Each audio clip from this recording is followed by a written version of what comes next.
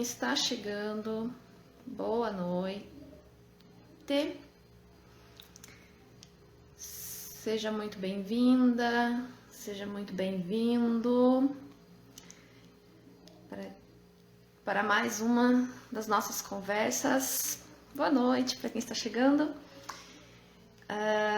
E hoje, né, nós vamos trazer aí um tema que acaba sendo parte da vida de muitas pessoas, né? Muitas vezes das nossas próprias vidas ou de pessoas que estão ao nosso redor, pessoas que conhecemos, né? Mais especificamente de pessoas superdotadas, que eu vou falar hoje, mas é um tema para todas as pessoas, né? Independente da condição que ela possa ter ou não. Boa noite para quem está chegando. Bom, eu gostaria de primeiro, né, dizer de onde veio a inspiração para esse tema. Foi de algumas conversas que eu pude participar durante essa semana com alguns colegas, né, com alguns amigos que são superdotados e superdotadas, e nós estávamos justamente conversando sobre a questão dos traumas.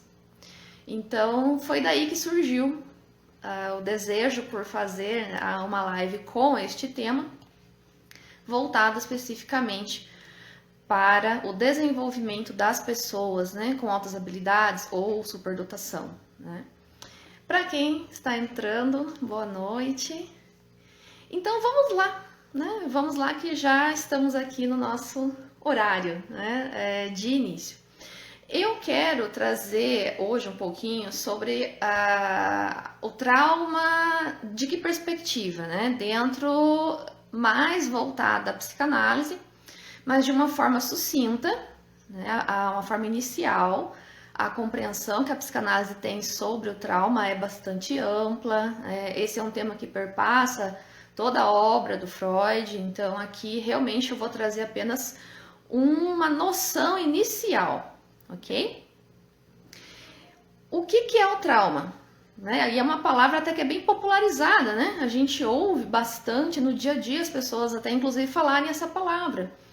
Não é uma coisa assim tão estranha aos nossos ouvidos, né? O que é o trauma, afinal de contas, mas dentro da perspectiva psicanalítica e também psicológica, né? A psicanálise também adota essa noção psicológica, né? Quando a gente fala em psicanálise, né? Ela não está descolada dessa questão da psicologia, né? Daquilo que é psíquico. Então está tudo ali, né? Está tudo interligado. Então, o trauma ele é um dano. É a primeira coisa que a gente precisa pensar, né? Quando fala em trauma, o que é trauma? Ele é um dano, alguma coisa que sofreu alguma coisa, né? Então, é um dano que não é físico, né? Então, acho que é isso que é bastante importante para começar a compreender o que é o trauma. Ele é um dano que não é físico, ele não é, por exemplo, tal qual quando a gente cai e quebra um osso, por exemplo, né? Que aí é um dano físico. Ou mesmo quando sofre algum outro tipo de trauma, que também esse nome existe dentro da medicina, né? Então, o Freud também, ele era um médico, né? Então, ele também teve muito esse contato com esses termos dentro da medicina. Então, o trauma aqui, psíquico, né? Ele não é um trauma físico propriamente. Só que aqui entra uma coisa bem importante para a gente ter em mente. Que não é porque o trauma não é físico que ele deixa de ser corporal, né? Então, todo trauma psíquico é um trauma corporal. Nossa, mas corpo não é a mesma coisa que ser físico, né? O corpo não é físico? Sim, o corpo é físico, né? Contudo, aqui a gente tem uma dimensão muito mais ampla da ideia de corporal, também dentro da psicanálise, dentro da própria psicologia. Então, o trauma ele é corporal, ele se inscreve no corpo, ele fica registrado no corpo e ele é acessado a cada vez que nós revivemos situações similares ao que nos gerou aquele momento traumático, né? Eu já vou falar um pouquinho mais disso mais à frente. Mas, então, de onde é que vem o trauma, né? Qual que é a origem dele? Né? O trauma psíquico, ele tem uma origem nos afetos. Esse termo afeto, ele é um termo também bastante técnico da psicologia, da psicanálise, né? Mas aqui vamos pensar afeto como emoções, para simplificar um pouco mais, tá? Então, são afetos aflitivos, e aqui também não é qualquer tipo de afeto, é um afeto aflitivo que gera uma certa aflição, né? Como, por exemplo, um susto, né? Aquilo que é gerado num susto, o medo, a angústia, né? São todos afetos aflitivos. A própria vergonha, e até mesmo aqui a dor física. Tá? Então, a dor física pode gerar um trauma psíquico. A dor é física, ela é no corpo, né? Então, ela pode sim gerar um trauma psíquico. Aqui para citar um exemplo, né? E além disso, além da gente compreender que o trauma é um dano, ele é um dano que não é necessariamente físico, mas ele se inscreve no corpo, ele se origina nas emoções e são emoções aflitivas, tem mais algumas coisas importantes para a gente compreender o que é um trauma. Por exemplo, é importante que a gente leve em conta a intensidade do afeto, porque também os afetos, eles têm intensidades diferenciadas, né? O mesmo afeto, ele pode ser de uma intensidade, digamos, mais baixa ou mais alta. Ai, mas como é que a gente mede isso? A gente não tem uma medida que nem um termômetro para medir temperatura. A gente não tem uma medida para medir afeto. Mas é uma experiência muito peculiar, subjetiva, individual de cada um. Então, eu quando sinto medo perante uma situação, para mim aquele medo pode ter sido muito intenso. E uma mesma pessoa que, por exemplo, estivesse junto comigo na mesma situação, para ela, pode ser que o medo dela não foi na mesma magnitude do meu. E nós vivemos, digamos, a mesma situação, juntas, no mesmo momento, por exemplo. Então, essa intensidade varia, tá? De pessoa para pessoa, aí por uma série de fatores. Então, é importante a gente considerar a intensidade. O trauma tem a ver com isso, tem a ver com essa intensidade, que ela é alta para aquela pessoa naquele momento da vida dela. Outra coisa também que está circunscrita ao trauma é a frequência do afeto. Então, eu posso até não ter uma única experiência de com determinada vivência. Eu posso ter uma sequência de experiências similares.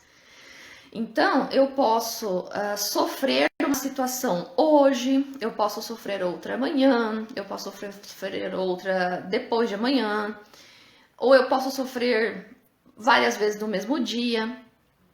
Situações que são repetitivas também entra nessa construção de trauma. Então eu posso ter tanto, por exemplo, um único evento que foi muito intenso, gerou emoções aflitivas muito intensas, ou eu posso ter uma sequência de eventos que aparentemente podem de início não parecer que são tão intensos, mas por serem frequentes, isso também pode gerar aí como um dos fatores geradores de trauma, né, de dano. E outra coisa muito importante também, aí um terceiro elemento que a gente precisa muito levar em conta e que o Freud lhe dá bastante ênfase nesse elemento é a suscetibilidade. O que isso quer dizer? Cada pessoa tem uma sensibilidade diferente para as suas vivências. Então, é aquela situação que eu coloquei. Pode ser que eu e mais uma pessoa, um grupo de pessoas, passemos pela mesma situação juntos, no mesmo momento. Mas eu posso me traumatizar com aquilo e a outra pessoa não. Por quê? Porque tem a ver com a suscetibilidade. Tem pessoas que são mais suscetíveis que outras a determinadas situações, determinadas vivências. Então, tem pessoas que elas são mais sensíveis. do que outras, né? E aqui já fazendo um gancho aqui com as pessoas superdotadas, né? Toda pessoa superdotada tem uma porção, por exemplo, de sobreexcitabilidade, né? Essa porção, nessa porção de sobreexcitabilidade pode ser na área intelectual, emocional, imaginativa, psicomotora ou sensorial. Em todas essas áreas, em 2, em 3, em 4, enfim.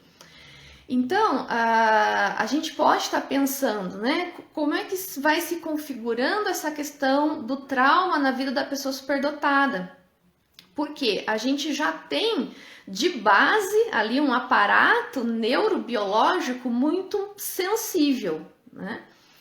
Aqui estou fazendo esse link para a gente pensar, porque eu não vi ainda, não li ainda nenhuma pesquisa que tratasse da questão do trauma na pessoa superdotada. Diretamente eu ainda não li. Se pessoas superdotadas, por exemplo, são mais ou menos suscetíveis a traumas, isso eu não sei dizer. Não li nada tão específico ainda, mas é importante a gente estar levantando essas questões, porque faz parte da vida das pessoas, né? E a sensibilidade mais aguçada nós sabemos que a pessoa superdotada tem, que já é próprio dela mesma, né? Agora, será que isso seria um fator que dá mais suscetibilidade ao trauma? Será que não?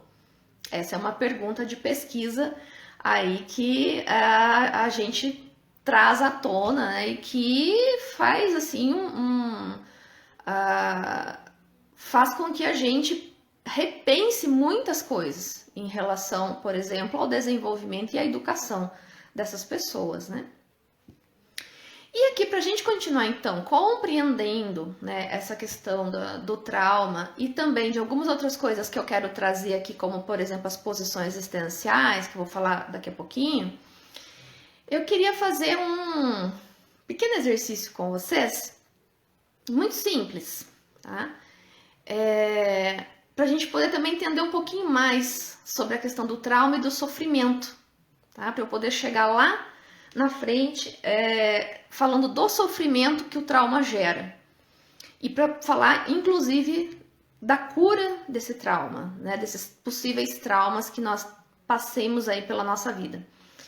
Então o exercício é muito simples. Eu vou falar uma palavra e eu quero que vocês imaginem essa palavra, essa coisa que eu vou falar, tá? Imagina. A palavra é a seguinte: burro. Essa é a palavra, burro. Conseguiram imaginar burro? Essa é uma parte do exercício. Agora eu vou falar uma outra palavra. Novamente eu quero convidar vocês a imaginar aí mentalmente essa outra palavra. Livro. A primeira palavra que eu falei, que foi Buch, é uma palavra alemã que significa livro, tá? Por que eu falei essas duas palavras em línguas diferentes, tá? Buch é tradução de livro em alemão. Quem não fala alemão, talvez ficou assim, mas o que é Buch? Nunca vi essa palavra, o que será que é isso? Para quem fala alemão, provavelmente compreendeu o que eu quis dizer quando eu falei Buch, né? Provavelmente conhece essa palavra. Por que eu fiz isso? Por que eu fiz esse exercício? Para a gente poder compreender um pouquinho mais aprofundadamente o que acontece lá de fato nessa experiência que a gente chama de traumática, tá? Quando eu tenho a ideia de alguma coisa, qualquer coisa do mundo, por exemplo, eu falei a palavra livro, eu acredito que muitos de vocês veio à mente um livro, o objeto, né? Objeto livro. E a palavra Buch, como eu disse, para quem não fala alemão, talvez tenha tido um estranhamento dessa palavra, mas o que é isso? Eu não sei o que é isso. O que essa palavra quer dizer? Então, esse exercício exercício eu fiz para a gente ver que na nossa construção de desenvolvimento, nós vamos registrando as vivências, as experiências que nós vamos tendo. E esses registros têm nomes, né? Então, quando eu falo a palavra livro, eu aciono mentalmente uma imagem de um objeto que me ensinaram, eu aprendi que aquele objeto X se chama livro. E quando eu não tenho, né, essa conexão de uma palavra com o objeto na minha vivência, eu não sei o que é aquilo. Quando eu disse Buch, que é livro em outra língua, e que poderia ser qualquer outra língua, né? Mas eu usei especificamente o alemão, porque afinal de contas estamos falando de Freud, né? Estamos falando de trauma dentro da psicanálise, por isso escolhi o alemão. A gente ouve, mas não sabe do que se trata, né? Por que eu tô dizendo isso? Porque quando eu falo a palavra livro, que é na nossa língua comum, né, que nós conhecemos, me vem a ideia de livro, me vem a imagem de um livro, né, que é aquela imagem que ficou registrada a partir de uma experiência que eu tive com esse objeto, ou de alguém que me mostrou um desenho. Eu posso nunca ter visto um livro físico, mas alguém pode ter me mostrado um desenho desse livro e eu registrei aquilo como uma ideia, né? Isso ficou armazenado na minha memória. E olha, gente, para compreender trauma e a cura do trauma, e aqui eu tô fazendo tudo isso pra gente chegar lá na parte da cura, mas no finalzinho da live. Eu preciso olhar com muita atenção para a questão da memória, da lembrança. Né? Por quê? O que é a lembrança? Aqui falando de livro, né? Quando eu falei livro, o que veio foi uma lembrança. Né? E essa lembrança é o que? É uma imagem mental. Né? As nossas lembranças são imagens mentais que nós acessamos às vezes quando queremos, conscientemente, ou às vezes a nossa lembrança vem sem que a gente esteja, de fato, conscientemente querendo lembrar daquilo, né? Então,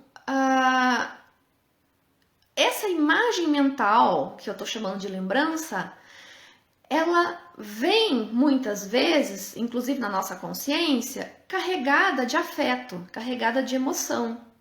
Mas isso nem sempre, né? Porque às vezes nós lembramos de coisas que aparentemente não tem nenhum afeto ali relacionado. A gente só parece que só lembra, né? E já aquela lembrança já nos escapa. Isso é fundamental para compreender a questão do trauma. E é fundamental para a gente pensar em desenvolvimento e educação, porque quais memórias nós vamos registrando ao decorrer da nossa vida são aquelas memórias oriundas das nossas experiências, das vivências que nós temos. Isso faz com que, por exemplo, uma pessoa superdotada adulta possa ter lá na sua vida adulta, quando você pergunta para ela como que foi a escola para ela, por exemplo. A gente vai ouvir as mais variadas respostas. A gente vai ouvir desde aquelas respostas que diz: nossa, a escola foi muito legal, eu me divertia, eu tinha meus amigos, até aquela resposta que a escola foi uma tortura. Porque é disso que a gente está falando. A gente está falando de lembrança afetiva, de memória afetiva, nesse caso. Então, quando eu acesso aquela memória, eu também tenho afeto junto. Aqui para dar um exemplo, né? Pois bem, quando a gente vive uma experiência ou um grupo de experiências na nossa vida que nos gera os afetos aflitivos com muita intensidade e o nosso psiquismo, ele não está ainda suficientemente amadurecido para dar conta daquele volume todo. E aqui eu estou falando principalmente da infância, né? Mas também, assim, pode ser em qualquer época da vida. Nós podemos sofrer traumas em qualquer idade, tá? Não é porque a gente fica adulto que a gente não vai, nunca mais eu vou ter assim, a possibilidade de passar por um trauma. Não, nós podemos sim passar na vida adulta também. Mas os traumas da infância, eles são os mais intensos, eu diria. Por quê? Porque quando somos crianças, nós somos mais suscetíveis pela nossa imaturidade. Nós somos mais imaturos psicologicamente, estamos nos desenvolvendo. Então, quando acontece alguma coisa na vida da criança ou mesmo do adolescente que move uma quantia muito alta de afeto aflitivo, por exemplo, vou dar um exemplo aqui, o medo, só para dar um exemplo, isso pode gerar um dano, né? E aí, o que acaba acontecendo comumente, né? Que é comum acontecer na vida de todo mundo, mas aqui mais especificamente, né? Como eu disse, das pessoas superdotadas. O trauma psíquico, ele tem uma característica que eu vou introduzir agora, que é a característica de dissociação. O que isso quer dizer, essa palavra, né? Essa palavra técnica que ela quer dizer o quê? Dissociar é uma coisa que separa, certo? Então, quando eu falei ali da lembrança, onde a gente tem a imagem mental e a gente tem o afeto, muitas vezes, junto, né? Então, quando eu lembro de alguma coisa, eu lembro com o afeto. Eu dei até o exemplo, né, da escola para pessoa superdotada, quando ela fica adulta, e quando ela fala da escola, como é que foi, como é que não foi, né? Dei esse exemplo. Então, nós temos aqui dois componentes. A gente tem a imagem daquela vivência que foi registrada pelos nossos sentidos e também tem o afeto que eu senti lá naquela experiência. E isso tá junto, as duas coisas, na lembrança. O que é dissociação? A dissociação é quando isso se separa. E aí eu posso ter duas situações. Eu posso ter na memória o evento. Eu posso me lembrar do evento, eu posso ter a imagem mental do que aconteceu, mas eu posso não sentir nada. Aquilo é como se não tivesse sido nada na minha vida. Eu lembro, mas aquilo não teve, parece que não tem mais impacto nenhum na minha vida. Ou seja, tem uma dissociação aí do evento lá que ocorreu, que gerou afeto, que se registrou como memória, mas está separado. Essa é uma situação. Ou eu posso ter o contrário. Eu posso sentir alguma coisa, mas eu não consigo associar com uma imagem. Eu posso sentir um mal-estar. Eu posso sentir uma angústia. Eu posso sentir um medo. E aí, se alguém me pergunta, mas do que você está com medo? Você vai diz, nossa, mas eu não sei do que eu tô com medo exatamente. Essa é uma outra situação, ou seja, dissociação também. O afeto, ele aparece, mas ele aparece sem a imagem.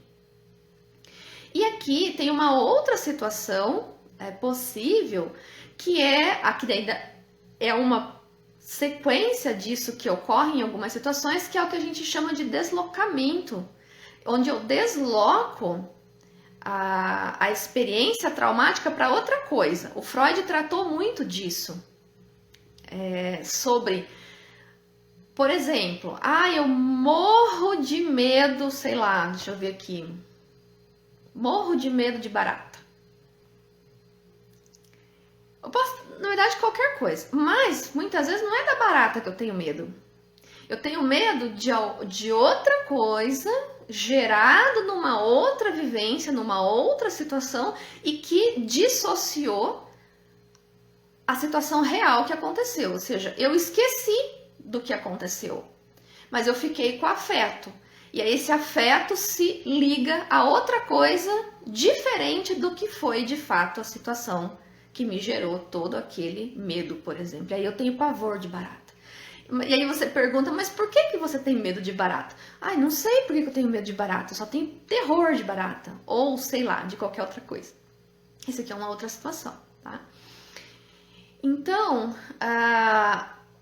É bem importante a gente compreender essa situação de dissociação, porque ela tem tudo a ver com trauma, no caso aqui específico, dentro desse recorte que eu estou trazendo, né? Tem tudo a ver. Porque ocorre, então, um fenômeno muito importante na constituição e manutenção do trauma, que é o esquecimento. Então, ou eu esqueço a imagem e fico só com o afeto, ou eu esqueço o afeto e fico só com a imagem.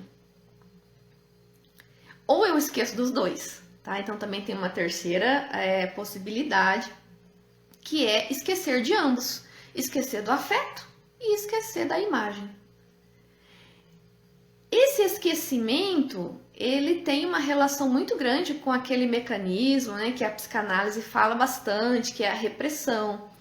Então, a repressão é um mecanismo de defesa, né, do nosso psiquismo. O que é a repressão, né? É algo que empurra uma determinada coisa para um lugar onde, digamos, não vai ficar ali o tempo todo presente, né?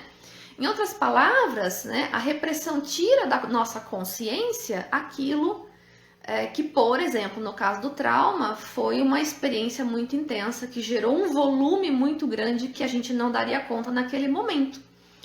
Então, todos os mecanismos de defesa que o Freud descreveu, né, e depois foram melhor elaborados por outros psicanalistas, eles têm uma função de proteção. Então, se não fossem esses mecanismos, nós não iríamos conseguir sobreviver. Porque nós não teríamos a condição para suportar aquele trauma naquele momento. O nosso corpo poderia entrar em colapso, tá? Por isso que eu disse aqui que o trauma ele é corporal, tá? Não necessariamente ele é físico, que nem a quebra de um osso, como eu disse no exemplo lá mais no comecinho da live, mas ele é corporal, tá? Então, o esquecimento ele entra para nos proteger. A questão nisso tudo é que eu posso ter esquecido da imagem, né, da lembrança, ou do afeto, ou de ambos. Só que o fato de eu esquecer não quer dizer que isso deixou de existir em mim. Isso continua existindo na minha vida. E continua dando sinais que alguma coisa não tá bem, que alguma coisa não tá legal. Porque nós temos uma capacidade muito grande de nos adaptar para sobreviver. Nós temos uma capacidade imensa. Então, por mais que a gente sofra traumas, a gente segue sobrevivendo, a gente vai se adaptando, a gente toca para frente, né? Só que isso vai gerar um custo. Isso vai ter um efeito colateral, porque imaginem que o trauma é como se fosse uma ferida que não se curou. E o que acontece? Quando você chega perto daquela ferida, ela dói. Para trazer aqui um exemplo de uma imagem para ficar um pouco mais palpável. Imagina quando a gente tem ali um arranhão, fez um corte na pele, enfim, alguma coisa nesse sentido. O que acaba acontecendo, né? Toda vez que chega alguma coisa perto, dói. E a dor também é para nos proteger, né? Porque se não doesse, a gente nunca ia conseguir curar, por exemplo, alguma coisa que acontecesse conosco, né? Porque a gente não ia nem perceber que estaria machucado. Então, a dor ela tem uma função protetora. A mesma coisa ocorre com um trauma psíquico. Tá, a gente esqueceu, ok, tocamos a vida para frente, como se não tivesse acontecido.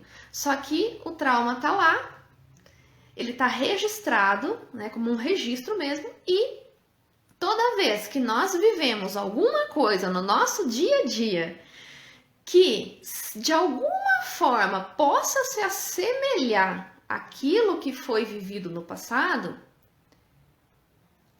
ali dá um sinal.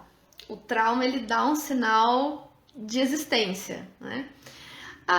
Dentro da psicanálise, da psicologia, né, a gente tem um nome para isso. O nome disso é sintoma, né? Esse sinal que muitas vezes vem aqui delimitadamente de um trauma, né? Chama-se sintoma. É aquele sinal, né, que nos diz que alguma coisa tá legal, né? A gente não fica bem, né? A gente não, às vezes não consegue funcionar muito bem, a gente aí vai vir um monte de coisas, né? Por exemplo, pode ocorrer a situação de auto-boicote, por exemplo, né? Às vezes eu tô indo super bem em uma determinada coisa na minha vida, mas eu mesma muitas vezes posso me boicotar, né? Não me permitir seguir adiante, porque esbarra às vezes em alguma coisa que tá ali não resolvida, né? Ou um outro nome que é bem comum, até tem se tornado popularizado, a palavra elaboração, né? Algo que não está elaborado, algo que está ali ainda latente, né? Tá pulsando, né? Ali para ser resolvido. Então, o trauma ou os traumas, porque aqui pode ser tanto um como pode ser vários, né? Ocorridos até em diferentes épocas da vida, eles vão exercer um efeito na qualidade de vida da pessoa. E eles podem também estar ali fazendo com que a pessoa mantenha-se em determinada posição existencial na vida. E agora eu vou entrar aqui na parte das posições existenciais. Que inclusive tem um post meu no meu Insta, né, aqui, que eu já fiz antecedendo a questão das posições existenciais. Tem também uma live que eu já fiz há algum tempinho atrás, que está gravada aqui no Insta, que eu falo com mais detalhes de posições existenciais. É uma live que eu estou, inclusive, com um lenço laranja, tá? Se alguém tiver curiosidade, quiser assistir, para poder compreender mais profundamente essa questão das posições existenciais, porque aqui eu não vou explicá-las muito a fundo, né? Eu já fiz isso numa live anterior e também tem post no meu Instagram sobre isso. Eu só vou mencioná-las, né? E fazer a relação com essa questão do trauma. Então, eu tenho primeiramente 4 possibilidades de posições existenciais e também uma quinta. Eu vou falar primeiro das 4, que tem a ver com a questão traumática, né, de possíveis traumas, que estão relacionados a essas posições. A posição chamada depressiva, e aqui não necessariamente depressão, tá, gente? Esse é o nome da posição, não quer dizer o transtorno depressivo propriamente. Aqui é uma posição existencial. O que é posição existencial? É a forma como eu me vejo, é a forma como eu vejo o outro. E a maneira como eu me coloco na relação com o outro, tá? Isso que é posição existencial. Então, a posição existencial depressiva é basicamente aquela posição em que eu acho que eu não sou uma pessoa legal, eu não sou ok. Mas o outro é. É aquela coisa assim, quando eu acho que o meu trabalho, ele sempre é inferior, por exemplo. Que eu nunca faço o suficiente, que por mais que eu tente não está bom. Será que lembra um pouquinho aí uma característica bem comum da pessoa superdotada que se chama perfeccionismo?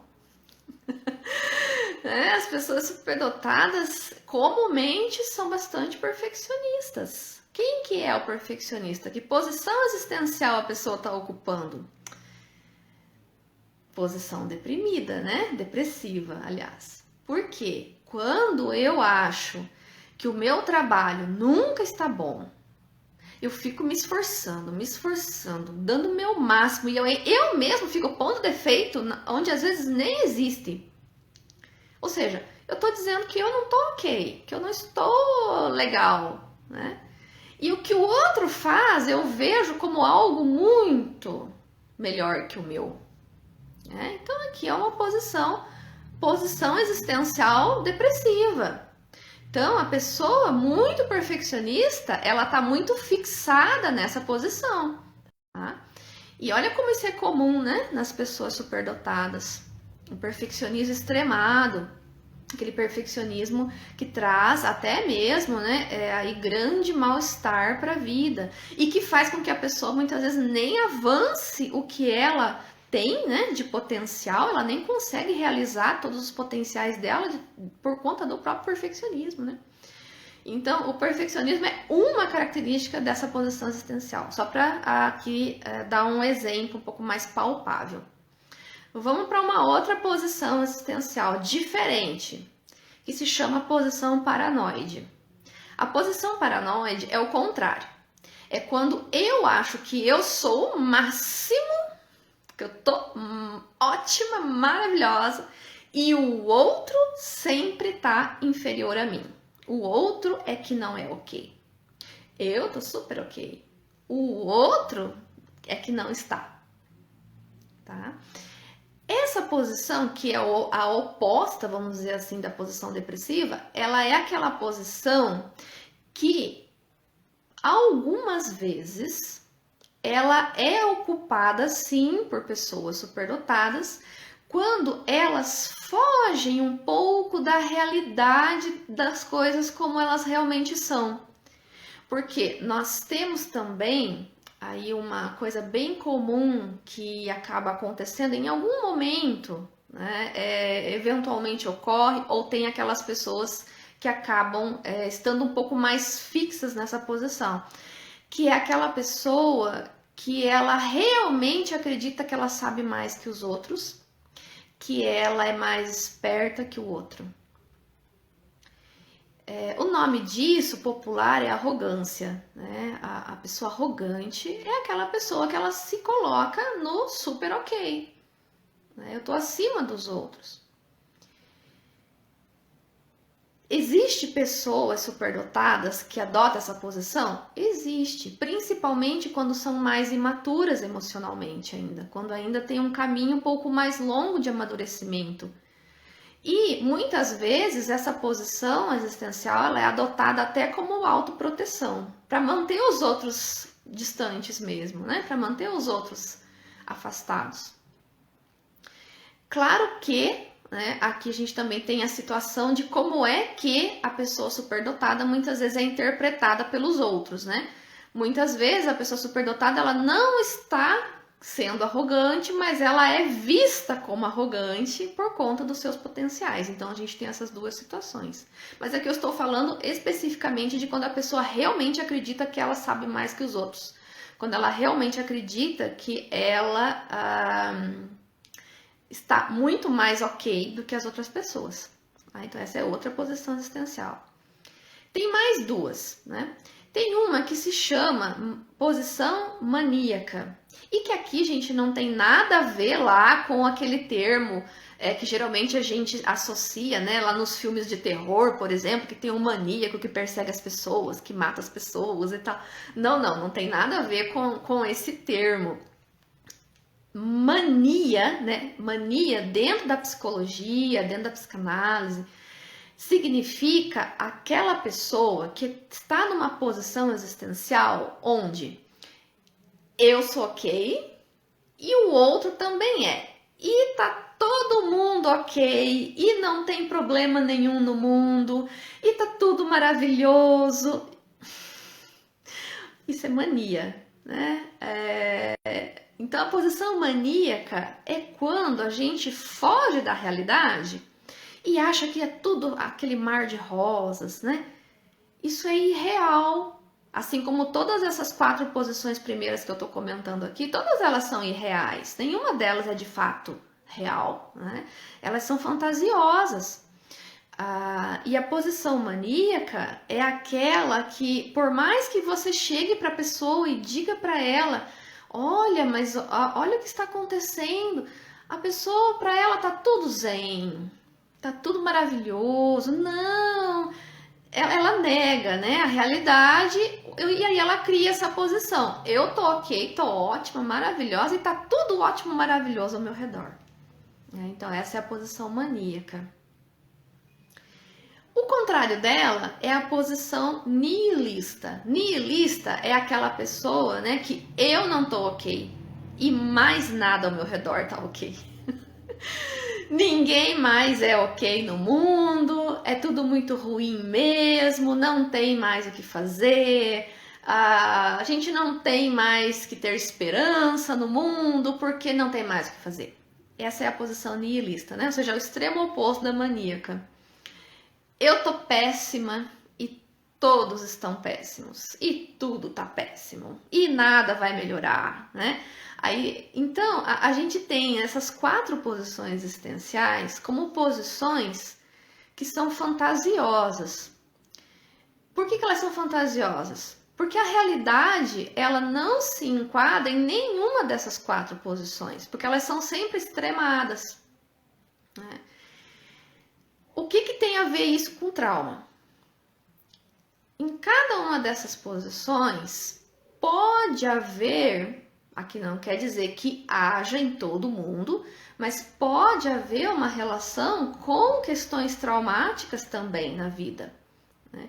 Que acaba influenciando na persistência de uma dessas posições, na permanência da pessoa em alguma dessas 4 posições que são irreais, né? Então, claro que não é somente por causa de um trauma que a pessoa tem a posição existencial. Não é só por causa disso. Tem uma série de fatores envolvidos na construção da nossa posição existencial. Ou mesmo na mutabilidade delas, né? Porque a gente pode ficar um dia inteiro numa posição, no dia seguinte estar em outra. Ou eu posso estar de manhã numa posição e de tarde eu estou em outra, ou eu posso mudar de posição numa única conversa.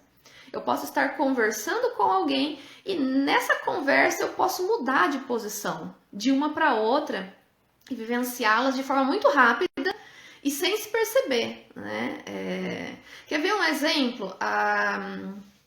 A posição paranoide, né, que é aquela eu estou super ok e o outro não está, é aquela pessoa, por exemplo, que sempre está pondo a culpa nos outros.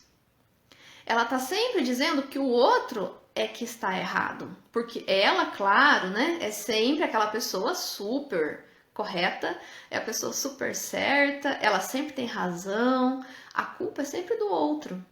Essa é uma posição paranoide e que a gente, assim, vê aos montes ao nosso redor, né?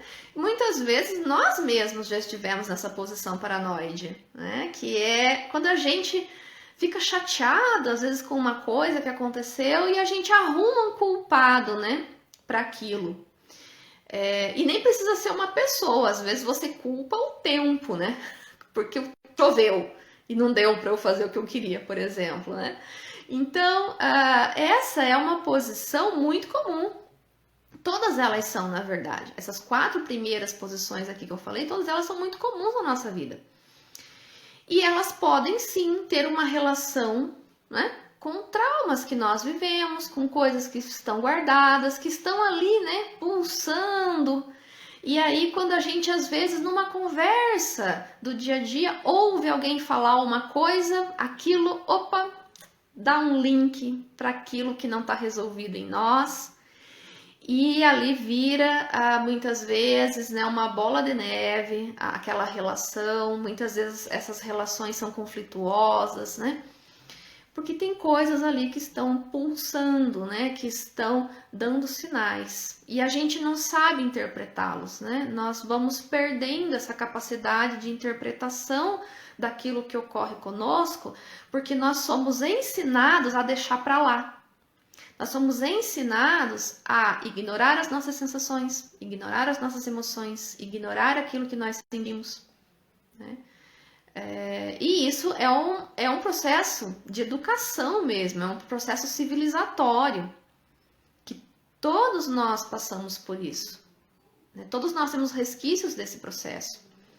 E aí, quando chegamos mais adiante na vida, nós não sabemos por que nós nos sentimos tão mal. Por que eu não consigo, por exemplo, me decidir por um projeto de vida? Por que eu me sinto tão perdida? Por que eu começo a fazer uma coisa e não consigo terminar? Por que eu morro de medo de barata? E assim por diante, né? Nós não sabemos. se perdeu no meio do caminho. A origem de tudo isso. Bom, agora então eu vou falar da quinta posição, para daí começar a falar da questão da cura. Né? Então, temos essas 4 posições que vão quebrando o galho ali na nossa vida, nas nossas relações, mas que não nos trazem uma satisfação real. Nenhuma dessas posições traz, de fato, né, uma satisfação real para a nossa vida. Porque elas por si já não são realistas. Né? Mas existe uma quinta possibilidade, que é justamente a posição existencial que se chama realista. Essa posição é aquela onde eu consigo olhar para mim e enxergar tanto os meus potenciais como as minhas limitações. E eu olho para o outro e eu também enxergo os potenciais e as limitações da outra pessoa. Então, aqui tem tudo a ver com a superdotação, né? Porque o que mais a gente fala na superdotação é da realização dos potenciais, é da transformação do potencial em talento, né? Mas ao mesmo tempo que eu posso ter uma pessoa superdotada, super talentosa em uma área, ela pode sim ter dificuldades em outra área. Esse, inclusive, é um fenômeno de assincronia, né, muito bem trabalhado pela Linda Silverman e colaboradores e colaboradoras, né, que trabalham junto com ela, nessa noção de assincronia de desenvolvimento. Ou seja, eu posso ter uma criança superdotada com potencial cognitivo elevadíssimo, mas ela não consegue nem amarrar o cordão do próprio sapato. Então, isso traz uma quebra daquela ideia, daquele mito fantasioso de que a pessoa superdotada ela tá sempre ok. Sabe aquele mito que diz que a pessoa superdotada não tem problema, não tem dificuldade, sempre é aquela que vai tirar 10 nas matérias da escola, que não vai ter problema, que não vai ter dificuldade, que vai ser sempre aquela pessoa de sucesso. Gente, isso é irreal, né? Esse mito, por sinal, ele se origina na posição existencial depressiva. Porque quando os outros olham para nós, pessoas superdotadas, e acham que nós vamos tirar 10 em tudo, que para nós tudo é fácil, que a gente vai ser pessoa de sucesso na vida, etc. Sempre vai ser assim? A pessoa está partindo da posição depressiva. Ela está se sentindo não ok e ela está dizendo que nós somos super ok. Percebem que esse mito vem dessa posição existencial? A outra pessoa não está se sentindo bem, ela não está se sentindo ok. Aí ela diz que nós somos ok, super ok, né? Vamos tirar 10 em tudo, não temos dificuldades, né? Vamos aprender tudo com facilidade. Vem dessa posição. Né? Então, o que é a posição realista? A posição realista é um mais ou menos. Eu sou mais ou menos ok, onde o meu mais se localiza meus potenciais e o meu menos localiza-se minhas limitações. E o outro é que nem eu. O outro também é mais ou menos ok, porque o outro também tem seus potenciais e também tem suas limitações, seja uma pessoa superdotada ou não. Né? Que daí seria para qualquer pessoa. Essa é a posição, ela é uma posição realista, né? Uma posição existencial realista, diferente das outras que são fantasiosas, que são extremos, né? São extremadas. Então, nessa pessoa mais ou menos ok, né? Pensando aqui com a questão do trauma, a gente pode pensar que para a gente chegar nessa posição mais ou menos ok, talvez a gente precise mexer nos nossos traumas também e curá-los, né? Porque, como eu falei lá no começo, um trauma ele está sempre dando sinal na nossa vida. Às vezes a gente nem percebe, nem dá conta, mas ele está ali. tá fazendo com que muitas vezes a gente se sinta não ok, ou tá fazendo com que eu me ache super ok e o outro não, ou faz com que eu ache que tá tudo lindo, maravilhoso, ou eu acho que tá tudo péssimo. Então, a gente precisa às vezes mexer em coisas um pouco mais profundas na nossa vida para a gente poder ficar predominantemente mais ou menos ok, né? Então não quer dizer assim que a gente vai viver 24 horas por dia mais ou menos ok. Um momento ou outro a gente pode cair sim nas outras posições, só que a gente sai muito mais rápido delas, né? Porque eu tenho consciência da posição que eu estou. E aí logo eu consigo voltar para a posição mais ou menos ok. Eu consigo ter essa agilidade para eu sair daquele estado que está me gerando um sofrimento, porque essas outras 4 posições, todas elas têm a sua dose de sofrimento, né? Em alguma medida. Então, eu consigo sair mais rapidamente dessa posição e volto para o meu estado mais ou menos ok. E se eu me sinto mais ou menos ok, vai ser muito mais fácil para mim conseguir proporcionar para outras pessoas a possibilidade delas também se sentirem mais ou menos ok. Porque aí, o que acontece? Eu não reforço as outras 4 posições. Porque as posições existenciais, elas são reforçadas nas relações, né?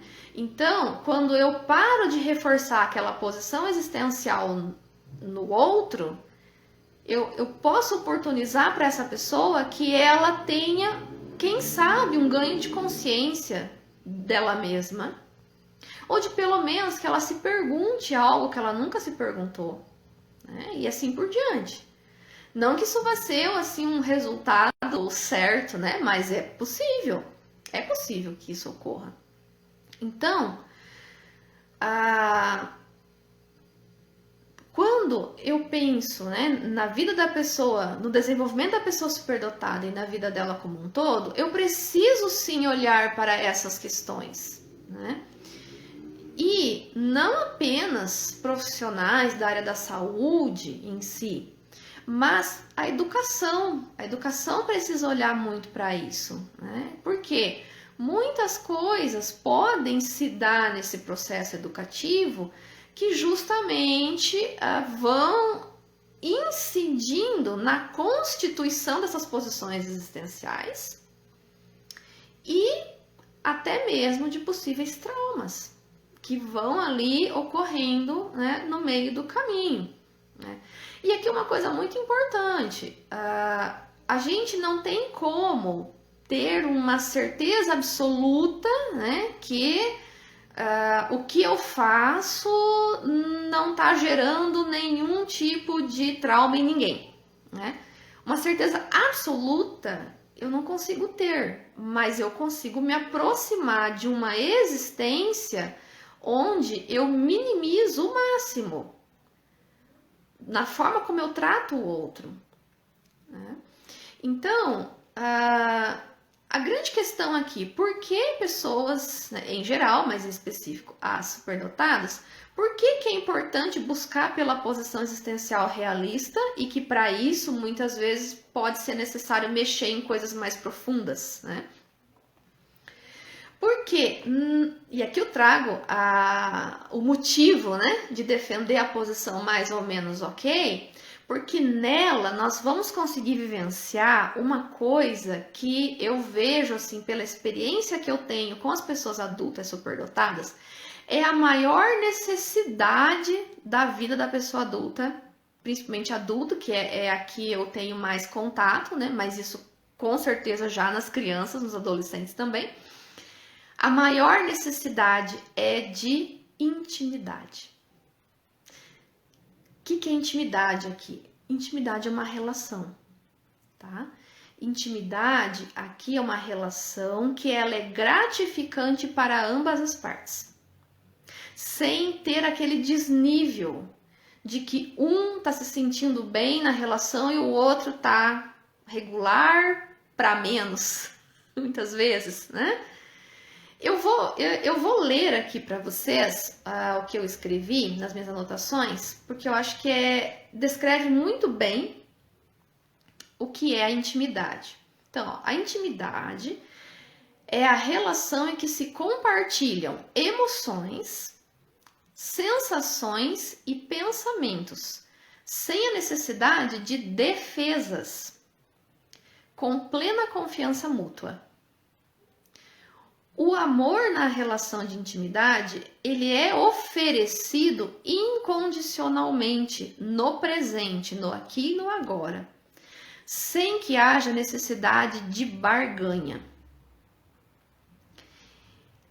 Na relação de intimidade, não há motivos ocultos, segundas intenções, né? Interesses que não são bem delimitados, né? E também não há o objetivo de tirar proveito do outro, de lesar o outro de alguma forma. Isso aqui é intimidade, tudo isso daqui, né? Então, a intimidade é o que faz com que nós sintamos que a vida vale a pena ser vivida. A intimidade, ela é uma necessidade na nossa vida que nem comida, que nem água, que nem oxigênio, que nem descanso, né? Que nem proteção. É fundamental para a nossa qualidade de vida. Nós podemos viver uma vida sem intimidade. Infelizmente, muitas pessoas vivem a vida sem conhecer relações de intimidade. Mas elas vivem não ok. Porque elas não conhecem algo diferente daquilo, né? Então, a nossa grande, digamos assim, o nosso grande desafio é construir relações de intimidade. Mas como é que eu vou me sentir íntima de alguém se eu tô traumatizado? Porque o trauma, gente, ele vem na frente da intimidade. E por que ele entra na frente da intimidade? Porque ele precisa ser curado. O trauma, ele tem, digamos assim, entre a necessidade de curar o trauma e da intimidade, o trauma vem na frente. Porque ele é mais perigoso para o organismo. Então, por isso que quando eu vou me relacionar com outra pessoa, eu posso até querer me tornar íntima, mas eu posso não conseguir. Ou a outra pessoa pode não conseguir, por mais que se queira.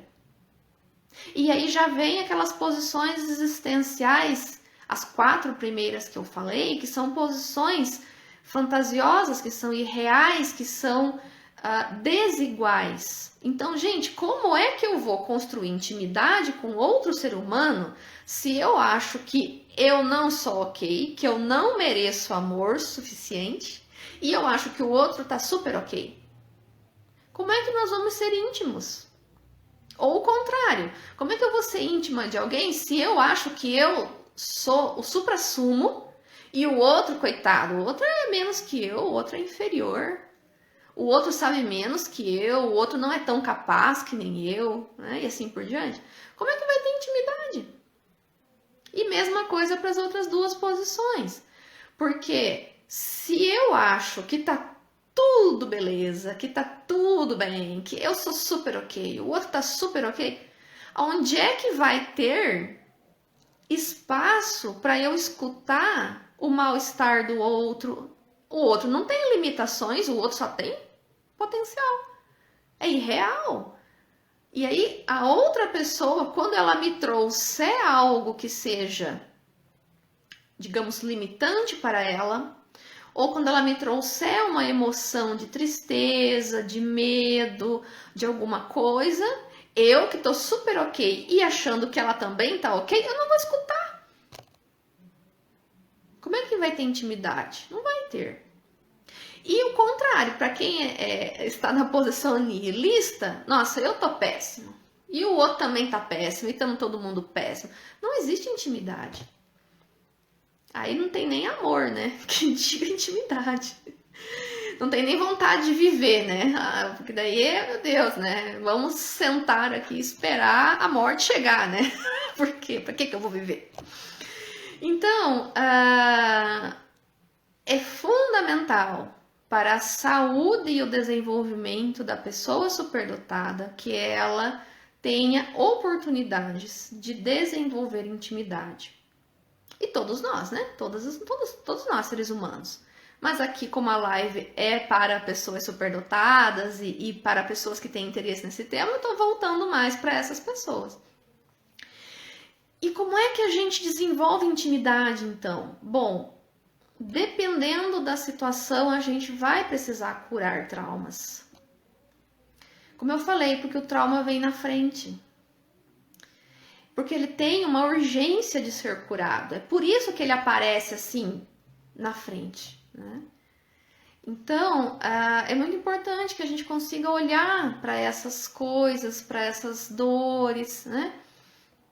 Porque se a gente não olhar, elas não vão se curar sozinhas. Aquela coisa, não, o tempo cura. Não, gente, o tempo não cura. Isso aí é papo furado. O tempo não tem nada a ver com isso. Tá? O tempo, ele faz efeito quando a gente toma uma atitude. Aí sim. Então, se eu sofro, eu tomo uma atitude para lidar com isso, aí é claro que ao decorrer do tempo eu terei melhoras. Mas não que o tempo sozinho, o passar do tempo vai fazer alguma coisa. Não, o passar do tempo, ele só tá aí passando. O tempo não tem nada a ver com isso, né? Então, a gente precisa fazer algo, né? Por nós mesmos, para nós, né? Na nossa vida. E aí, já para encaminhar para o final, gente, aqui da minha fala hoje, eu quero trazer para vocês o que é que afeta a intimidade. O que é que nos atrapalha na construção de relações íntimas. Tem um monte de coisa, tá? Eu vou trazer aqui algumas, tá? Quando se tem perdas de pessoas muito queridas, né? Quando a gente sofre perdas muito profundas de alguém, né, que era muito importante para nós. E essa perda pode ser tanto uma perda física, por exemplo, quando alguém morre, ou pode ser uma perda também de outra ordem. Às vezes a pessoa pode não ter morrido fisicamente, mas houve um rompimento, houve uma separação. Tá? Outra situação que afeta muito a nossa intimidade, né? Nossa construção de relação íntima. Por exemplo, quando a criança procura por afeto, por exemplo, procura por amor, por proteção, e ela recebe rejeição, em vez de proteção e de amor. Ou ela é enganada. Então, essas duas situações, elas são muito prejudiciais para a construção de relações de intimidade. E se isso for muito intenso, isso pode inclusive sim gerar um trauma emocional. Né? Ou seja, cada vez que eu busco por amor, que eu busco por proteção, eu sou rejeitada. Lembra que eu falei lá no começo da frequência das experiências? Que se for uma frequência muito grande de uma determinada experiência, também pode gerar um trauma, que não é só a intensidade, mas é também a frequência. Né? E dependendo da suscetibilidade, né, que essa criança também tiver em relação a isso, né? Outra situação que afeta a construção de relação de intimidade, quando se alterna afeto e agressão. Sabe aquela situação que, infelizmente, ela é mais comum do que a gente imagina, de uma família onde a criança, hoje ela recebe carinho, amanhã ela apanha. Ou de manhã ela recebe carinho e de tarde ela apanha.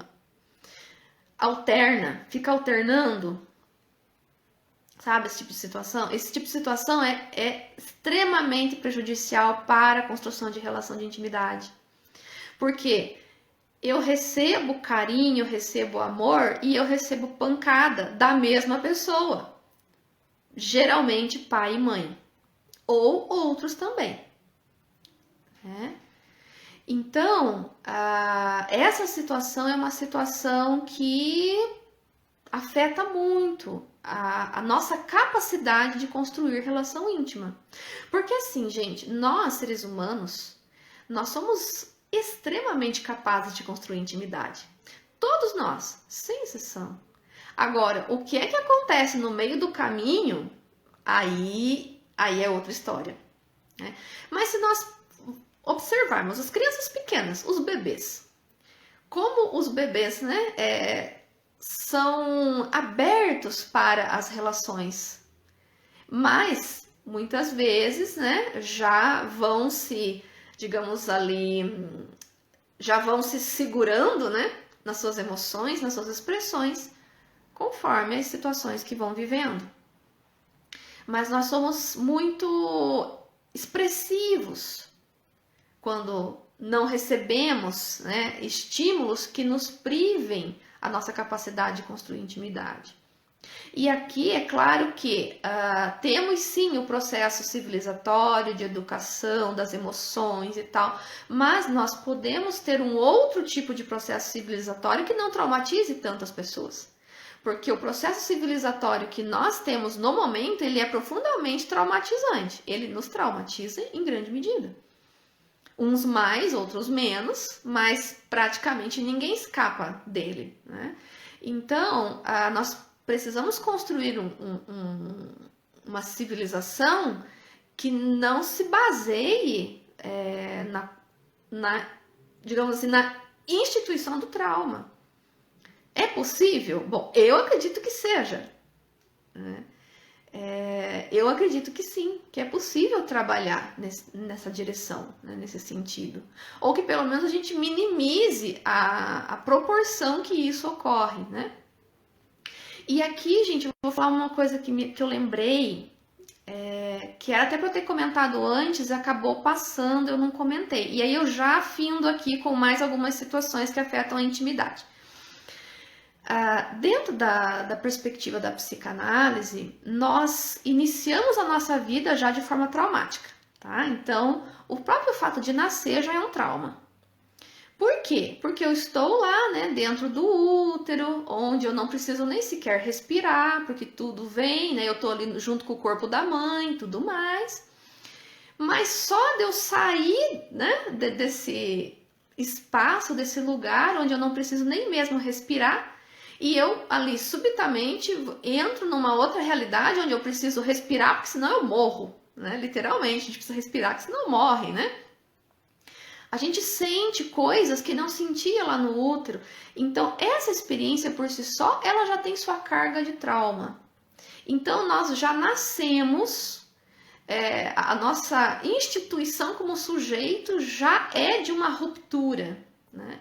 E muitas vezes também uma outra situação que gera a experiência traumática são grandes rupturas, né? Ou rupturas muito bruscas. Porque às vezes eu posso estar levando, por exemplo, uma vida de uma forma e acontece algo bruscamente que rompe com aquela vida que eu estou levando e do nada eu tenho que me reorganizar em um mundo completamente diferente. Quer ver um exemplo bem contemporâneo nosso? A pandemia. A pandemia, ela pode ser vista como um evento traumático para muitas pessoas. Porque tem pessoas que a vida dela mudou de um dia para o outro com a pandemia. Mudou totalmente. Tá? Então, para citar um exemplo bem contemporâneo nosso. Então, nós temos a própria existência inicial, né? Nós passamos a existir no mundo a partir dessa experiência do nascimento, que por si só já é traumática, né? E, claro, e a gente tem outras mais perspectivas psicanalíticas, inclusive, que estão trabalhando a noção do trauma passado de geração em geração, que já é uma outra situação também, né? Os traumas coletivos, aquele trauma que foi vivido por uma outra pessoa antes da minha existência e que foi transmitido, né, de geração em geração. Então, essa é uma outra situação também, né? Então, o trauma, Aqui eu estou falando um pouquinho mais do trauma depois do nascimento, mas existe aquele no próprio ato do nascer e perspectivas que trabalham bastante fortemente a questão do trauma antes do meu nascimento, né? E que pode ocorrer dentro do útero, né? Situações, por exemplo, que a própria mãe vivencia e que podem se registrar na criança, ali no bebê em formação. Por isso eu disse, gente, o trauma é corporal, tá? Nesse sentido. E traumas que são passados de geração em geração, né? Que aí já daria outra conversa sobre isso em específico, tá? Bem, Tatiane fez uma questão, que é a seguinte: falando sobre o trauma do nascimento, me veio uma questão. E aqueles bebês que ao nascerem ainda ficam em UTI por algum motivo? Poderia ser encarado como um trauma a mais? Sim e não, porque vai depender muito do organismo daquele bebê. Pode ser que seja, para algum bebê pode ser um evento traumático? Pode, mas pode ser que para outro não. Não tem como a gente mensurar isso, porque justamente vai depender de uma série de fatores, né? Vai depender, por exemplo, como eu falei, da própria suscetibilidade que cada um de nós tem a um trauma, da nossa sensibilidade. Vai depender da forma como foi conduzido esse processo, né? Ali do cuidado dentro da UTI, por exemplo, né? Vai depender de uma série de fatores. Mas, se eu não me engano, existem estudos já mais voltados à área da saúde dentro da medicina, da área mais da enfermagem, que discute essa questão. Eu digo isso porque eu tenho uma amiga que é enfermeira e nós conversávamos sobre isso. Ela era enfermeira justamente na UTI neonatal. E ela lia alguns trabalhos em relação, discutindo sobre isso, tá? Eu não tenho, assim, de memória agora, né, mais informação sobre isso, mas eu sei que tem estudos já discutindo essa questão, né, da qualidade de vida do bebê dentro, por exemplo, da UTI, quando ele precisa, né, dessa continuidade fora do útero. Temos mais uma questão, que é a seguinte: como romper com o ciclo do trauma geracional? Como reparar os danos? Bem, eu já li algumas coisas sobre isso, mas eu não tenho muita profundidade nesse tema. Eu ainda não estudei muito profundamente acerca do trabalho realizado com os traumas geracionais. Eu sei que tem várias vertentes, inclusive dentro da psicologia, que trabalham muito fortemente com esse foco, né? De trazer à tona para ser elaborado esses traumas que, na verdade, não é nem nós, não é da nossa geração, mas são de gerações anteriores. Mas eu, especificamente, eu não tenho um conhecimento mais aprofundado sobre isso. Então, eu não saberia dizer, por exemplo, qual é o caminho que é utilizado para trabalhar especificamente com esse tipo de trauma. Eu vou ficar aqui devendo essa resposta porque eu desconheço mesmo, tá? Eu não tenho tanta leitura assim nessa área. Mas eu sei que tem trabalhos muito amplos feitos já há algum tempo e estão cada vez sendo trabalhos mais aprofundados para incidir diretamente nesse tipo de trauma, tá? Aqui temos uma outra questão. Os casos de traumas oriundos de gerações passadas seria o caso das constelações familiares? As constelações trabalham com esse material também. Não é só isso, mas também, né? Eu também não tenho profundidade de conhecimento, né, do trabalho das constelações, quais, né, os caminhos que são utilizados, mas eu sei que sim, que dentro do trabalho da constelação familiar existe, né, caminhos para poder acessar, para poder elaborar, né, a palavra que eu usei lá mais no início da live, para poder resolver, né, aquilo que nos acomete. Olha, temos um comentário aqui sobre a questão da UTI. Ó, tem estudos que demonstram que bebês que ficam na UTI não carregam traumas. Olha que interessante. É muito interessante mesmo, né? A gente poder conhecer mais, né, sobre esse universo, por exemplo, das crianças que passam, né, pela UTI. Deixa eu ver se tem mais alguma questão. Não por hora, né? Opa, acabou de chegar mais uma. Constelação familiar não é considerada pseudociência? Olha, ainda é um tema que está em discussão, tanto que assim, gente, o Conselho Federal de Psicologia ainda não agregou a constelação familiar como uma técnica válida, né, dentro da psicologia. Ainda não.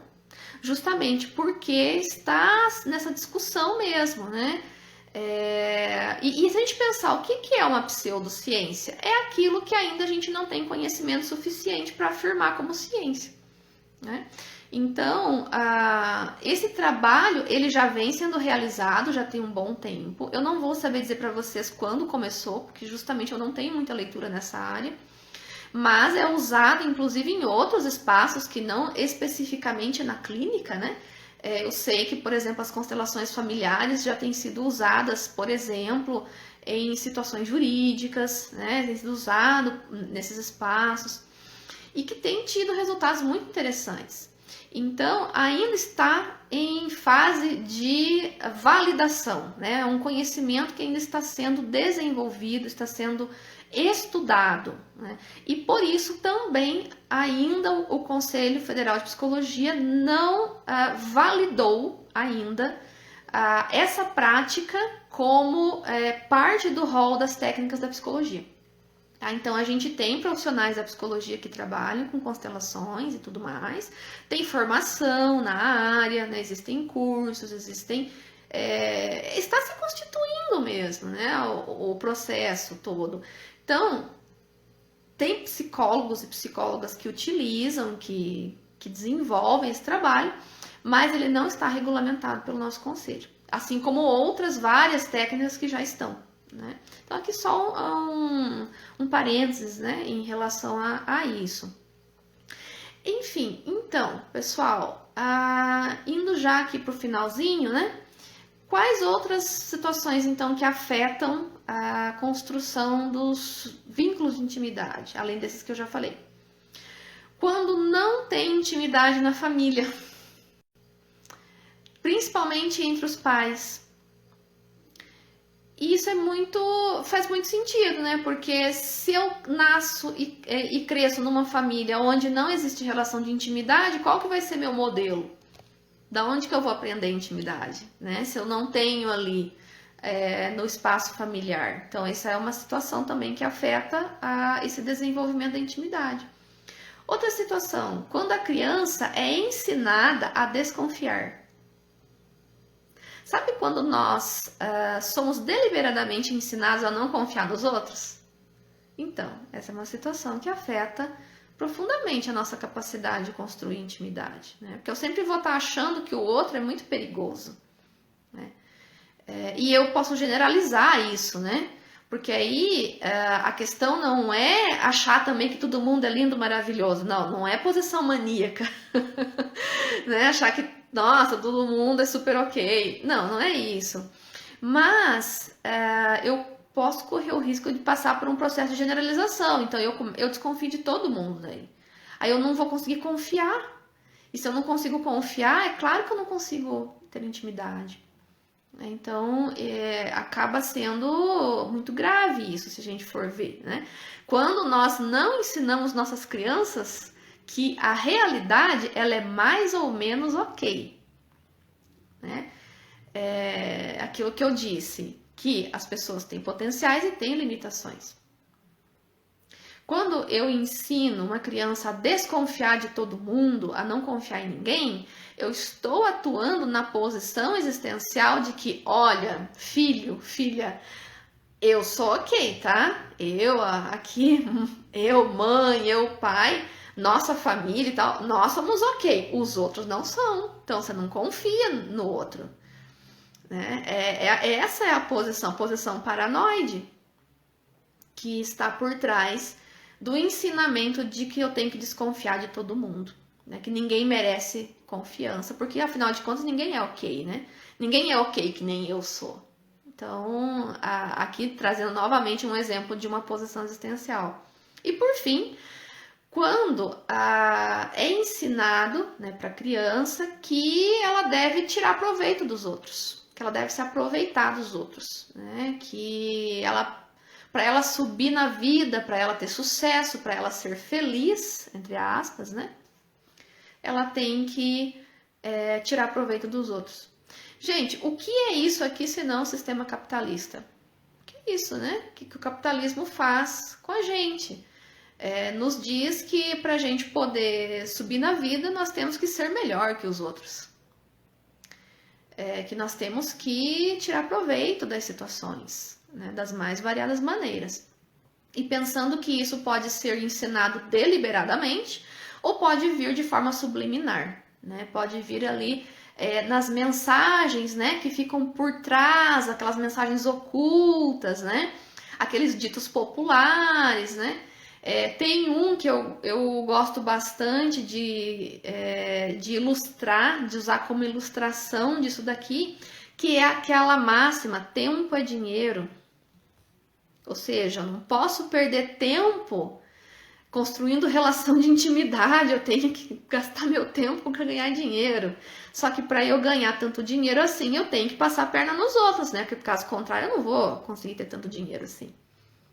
Então, essa máxima, né, do tempo é dinheiro, por exemplo, vem dessa posição onde eu sou ok e o outro não é. Por quê? Porque o que me autoriza a explorar o outro? É a posição de que eu sou ok e o outro não é. O outro é inferior a mim. O outro é menos que eu. O outro não tem as mesmas necessidades que eu, porque nós não somos iguais, porque eu sou melhor, né? E essa posição, ela está na base de todos os tipos de preconceito, por exemplo, né? Está na base do racismo, está na base do sexismo, do machismo, todo esse ismo aí que a gente tem. A posição existencial é essa, onde machismo, o homem se acha melhor que a mulher, né? No machismo e no sexismo, né? O racismo, a pessoa branca, ela se acha ok, e a pessoa negra não é ok, né?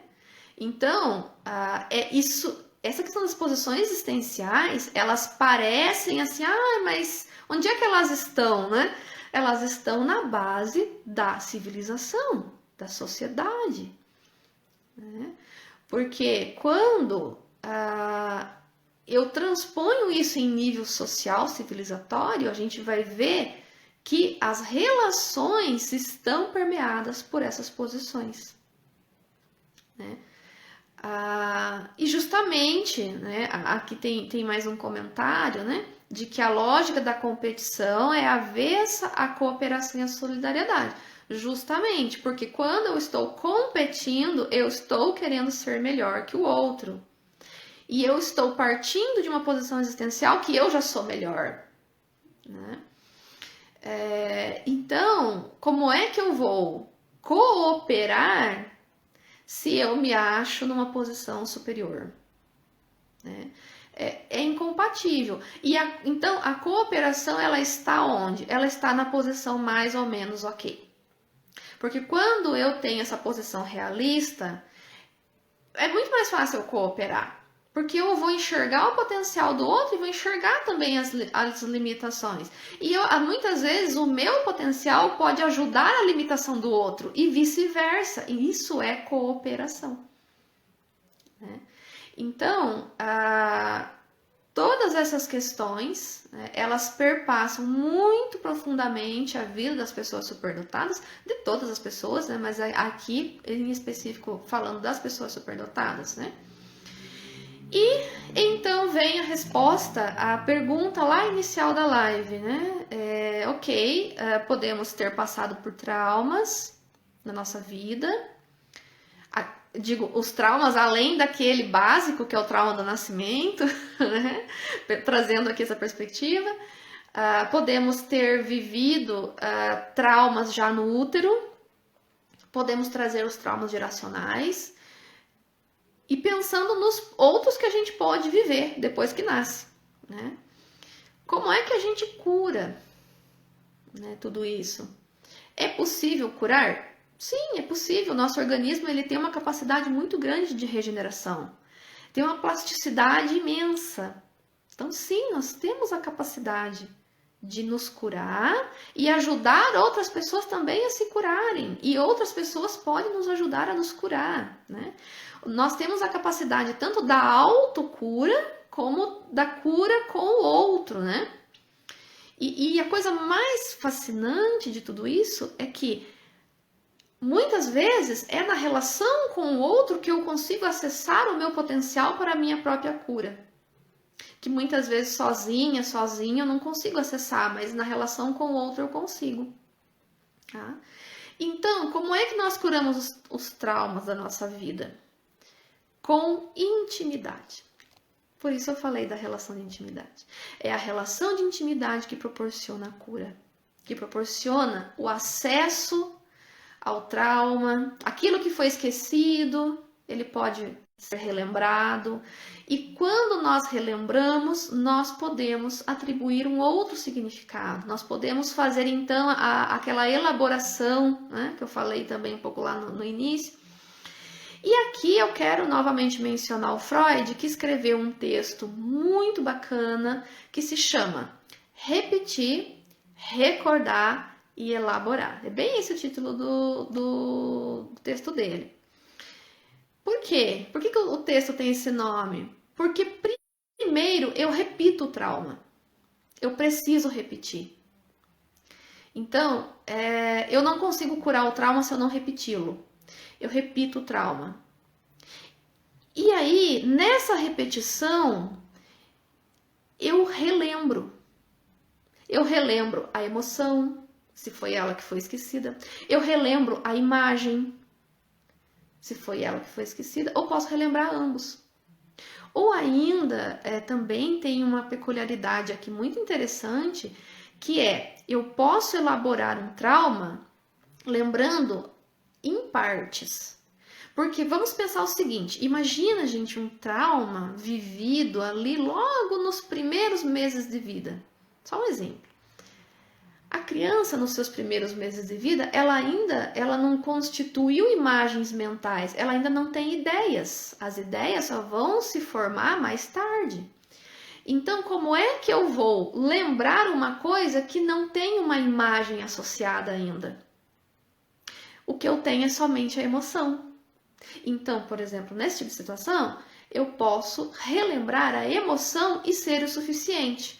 Quando o trauma ocorreu numa época da nossa vida onde não havia a ideia para estar associada ao trauma, e aqui lembrando que ideia é algo que tem linguagem, porque eu tenho a emoção, eu tenho a imagem, e aí quando eu aprendo a linguagem, eu tenho a palavra, eu tenho um nome para aquilo que me ocorreu. Então, quando eu consigo dar nome, eu consigo a cura. Mas e quando o trauma foi numa época que não tinha essa associação da linguagem com a imagem? Bom, então nesses casos eu vou trabalhar diretamente com a emoção. Mesmo que não haja a palavra, mesmo que ainda não haja a linguagem, para eu dizer, então foi isso que me aconteceu. Mas eu posso então falar da emoção. Eu posso não lembrar realmente do fato em si, da imagem, porque eu ainda não tinha linguagem para dar nome para aquilo, mas eu posso sim trabalhar a emoção. Tá? Então, são aqui peculiaridades do processo de cura do trauma, né, dos traumas. Depende muito da época em que ele ocorreu, né?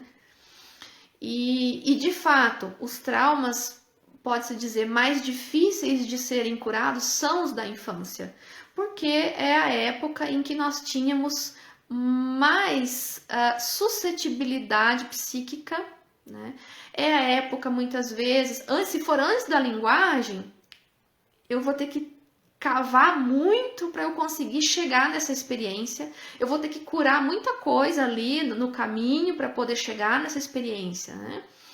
Então, a cura de trauma se dá por um processo. Eu não acesso um trauma assim de um dia para o outro, né? É um processo. E esse processo ele pode se dar de muitas maneiras, né? Ele pode se dar, por exemplo, numa relação de amizade. Pode se dar numa relação familiar, com um parente, por exemplo, que é muito querido para mim e para a qual essa pessoa também sou muito querida. Não importa qual é a relação humana, o que importa é se ela é incondicional em amor, se ela é íntima, né? Então, por isso é tão importante para as pessoas superdotadas, desde a infância, terem convivência com pessoas que sejam compatíveis. Porque quando nós somos compatíveis, nós temos mais abertura para a construção de intimidade. Então, por isso é tão importante as crianças superdotadas terem contato com outras crianças semelhantes, os jovens, os adolescentes, os adultos, enfim, todo mundo. Porque isso favorece um clima de intimidade, né? Por identificação, por interesses comuns, né? Claro que pessoas superdotadas podem construir isso com outras pessoas que não são superdotadas, é claro que sim, né?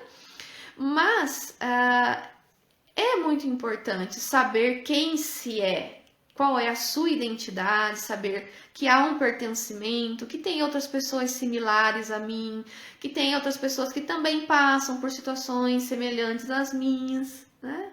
Isso tudo constrói esse campo de intimidade, né? Favorece a construção disso, né?